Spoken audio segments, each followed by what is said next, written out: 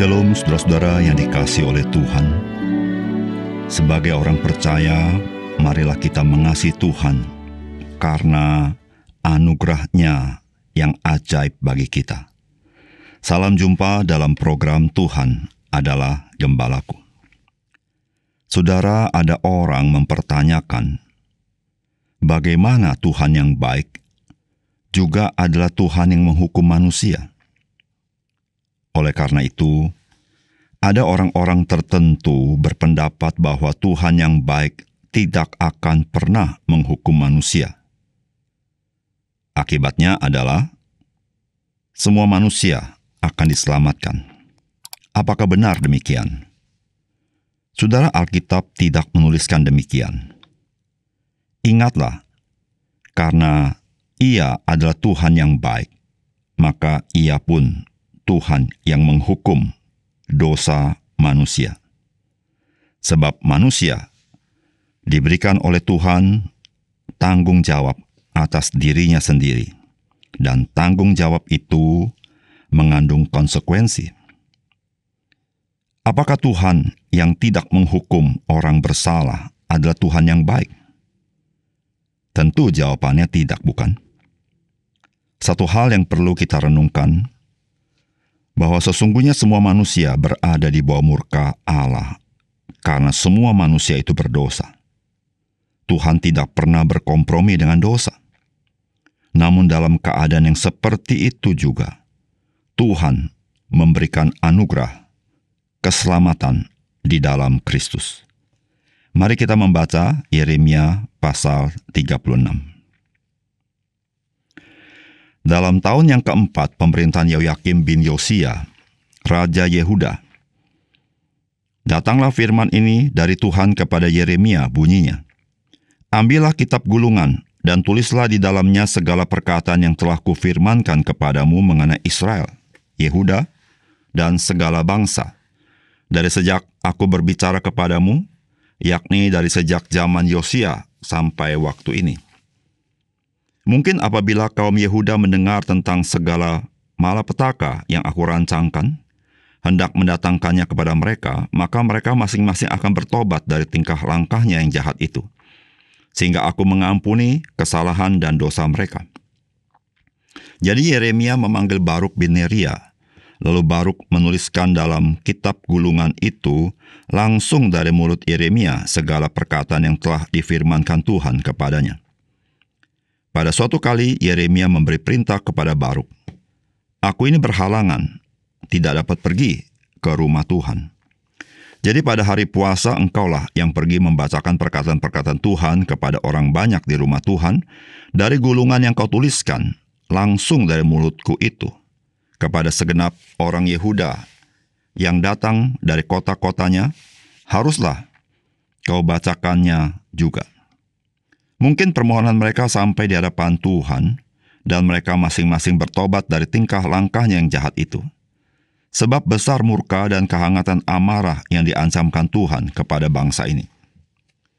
Lalu Baruk bin Neria melakukan tepat seperti yang diperintahkan kepadanya oleh Nabi Yeremia untuk membacakan perkataan-perkataan Tuhan dari kitab itu di rumah Tuhan. Adapun dalam tahun yang kelima pemerintahan Yehoyakim bin Yosia, Raja Yehuda, dalam bulan yang ke-9, orang telah memaklumkan puasa di hadapan Tuhan bagi segenap rakyat di Yerusalem, dan bagi segenap rakyat yang telah datang dari kota-kota Yehuda ke Yerusalem. Maka Baruk membacakan kepada segenap rakyat perkataan Yeremia dari kitab itu di rumah Tuhan, di kamar Gemaria, anak Panitra Safan, di pelataran atas di muka pintu gerbang baru dari rumah Tuhan. Ketika Mikhaya bin Gemaria bin Safan mendengar segala firman Tuhan dari kitab itu, turunlah ia ke istana raja, ke kamar Panitra. Di sana tampak duduk semua pemuka, yakni Panitra Elisama, Delaya bin Saimaya, Elnatan bin Akbor, Gemaria bin Safan, Sedekia bin Hananya, dan semua pemuka lain. Lalu Mikhaya memberitahukan kepada mereka segala firman yang telah didengarnya ketika Baruk membacakan kitab itu kepada orang banyak.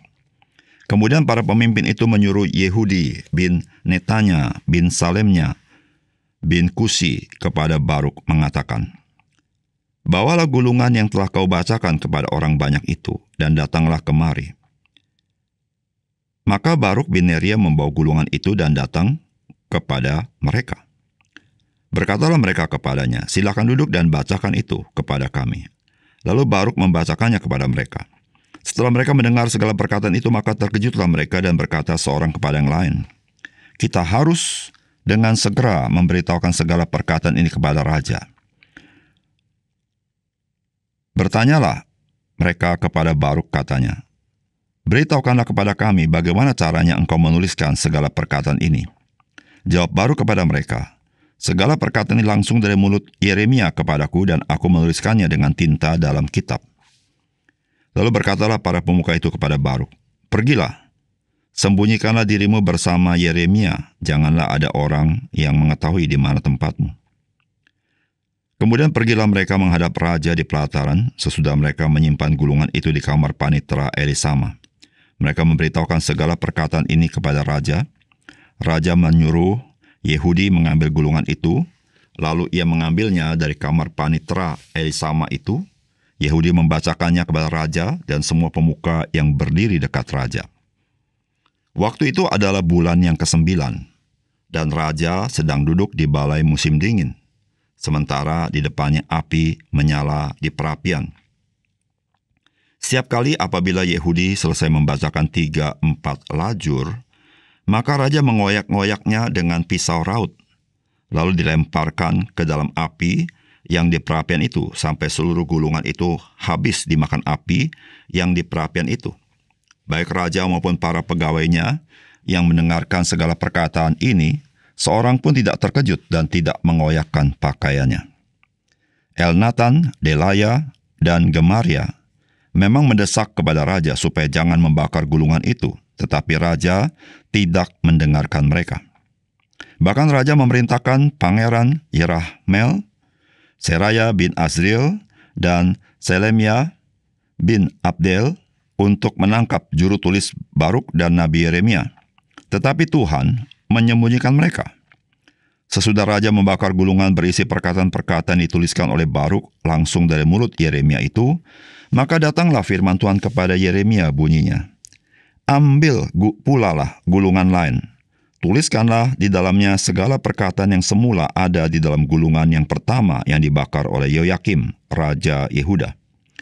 Mengenai Yoyakim, Raja Yehuda, haruslah kau katakan, beginilah firman Tuhan, engkau telah membakar gulungan ini dengan berkata, mengapa engkau menulis di dalamnya bahwa Raja Babel pasti akan datang untuk memusnahkan negeri ini, dan untuk melenyapkan dari dalamnya manusia dan hewan? Sebab itu beginilah firman Tuhan tentang Yoyakim, Raja Yehuda.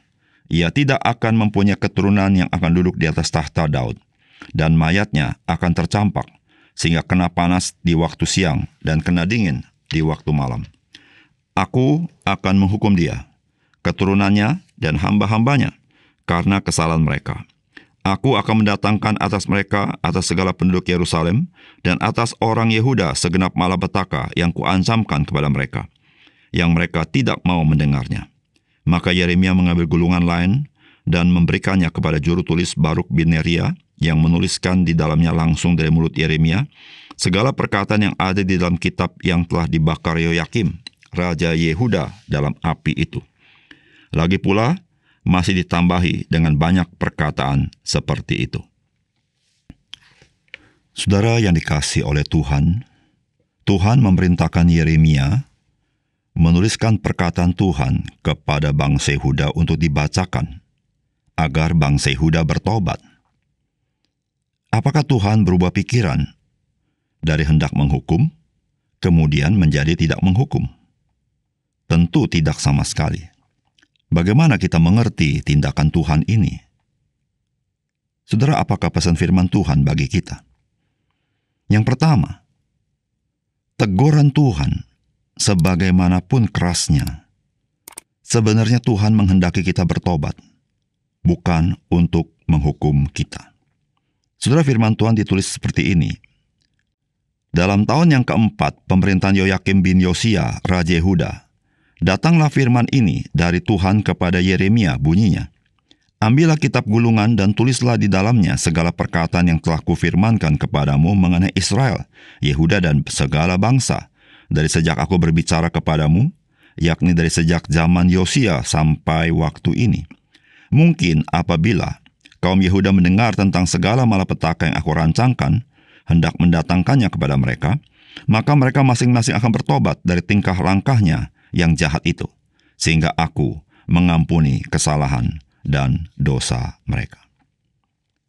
Saudara, biasanya Tuhan menyampaikan firman-Nya kepada umat Tuhan langsung dari mulut Yeremia, yakni melalui perkataan yang Yeremia katakan. Namun, apa yang kita baca hari ini, Tuhan memerintahkan Yeremia untuk menuliskan firman Tuhan di dalam gulungan kitab. Saudara, dari bagian ini, Tuhan memberitahukan apa maksudnya. Tuhan bermaksud ketika gulungan kitab itu, firman Tuhan itu dibacakan kepada umat Tuhan, dan umat Tuhan merenungkannya, Tuhan menginginkan mereka boleh bertobat dari tingkah langkahnya yang jahat.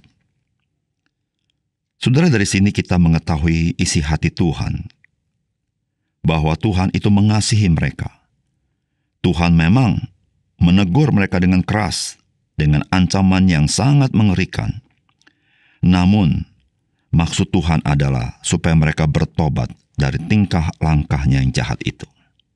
Saudara yang dikasihi oleh Tuhan, sampai hari ini Tuhan berlaku yang sama.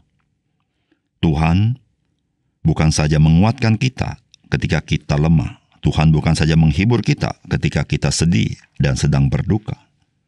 Namun Tuhan juga menegur kita dengan keras ketika kita hidup di dalam dosa. Mungkin Tuhan juga memberikan disiplin dalam hidup kita sebagai orang Kristen. Namun saudara, firman Tuhan pernah mengatakan bahwa sebagaimana Bapa mendisiplin anak-anaknya, demikian juga Bapa di surga mendisiplin kita. Dan disiplin itu yang Tuhan berikan bukan atas dasar Allah membenci kita, tetapi karena Dia mengasihi kita. Dia tidak bermaksud untuk menghukum kita, tetapi Dia bermaksud agar kita bertobat dari tingkah langkah kita yang jahat.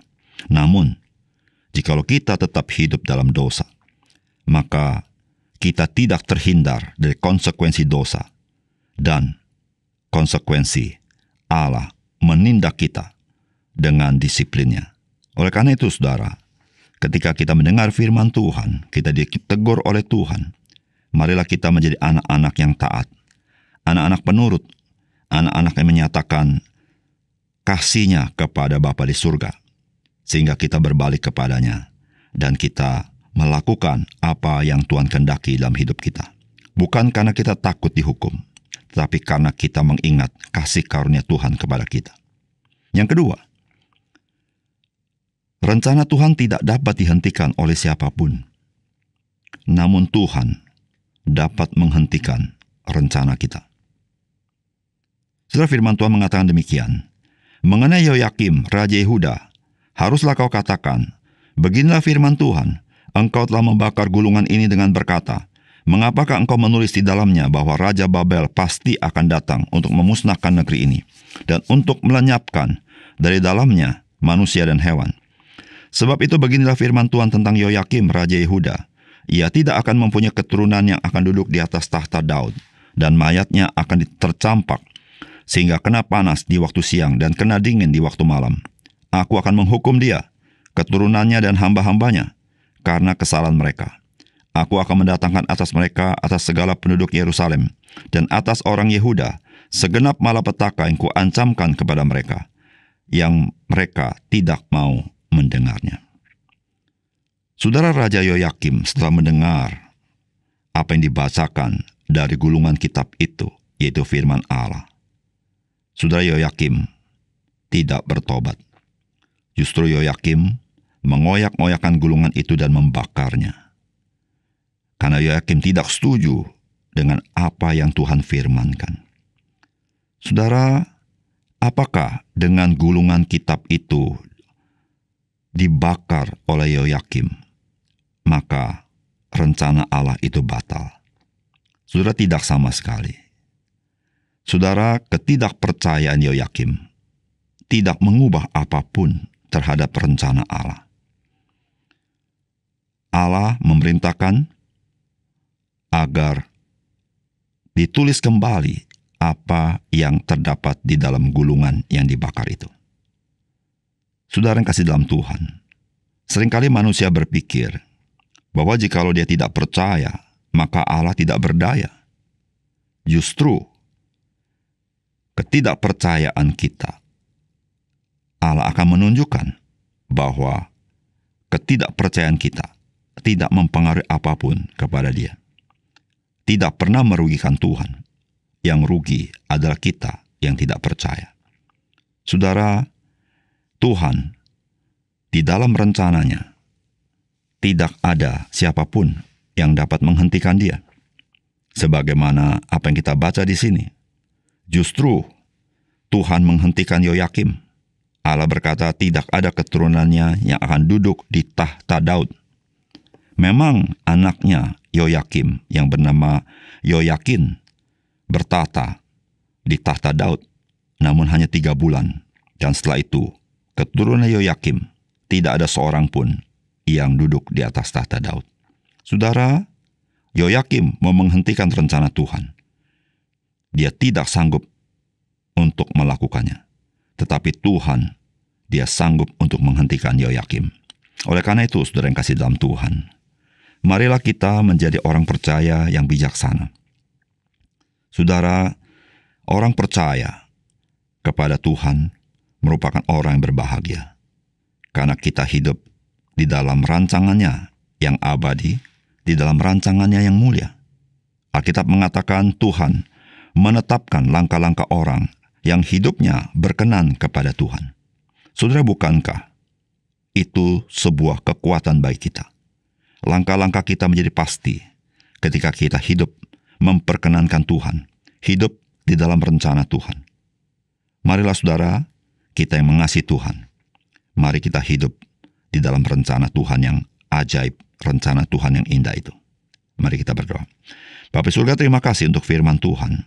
Biarlah Engkau memetraikan firman-Mu dalam hati kami, sehingga apa yang kami terima, yang kami mengerti, kami sungguh lebih mengasihi Engkau dalam hidup kami. Terima kasih Tuhan, dalam nama Tuhan Yesus kami berdoa. Amin.